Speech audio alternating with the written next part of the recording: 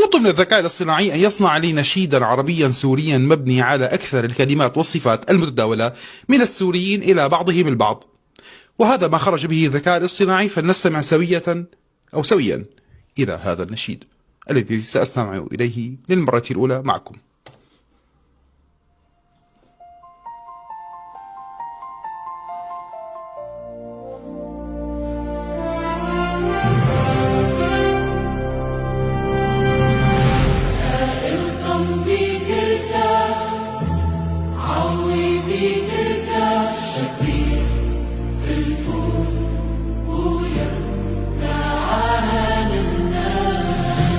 صياحكم طرى بس يا من ذا الشبيح، فالفول أزرق أصفر تعال هلا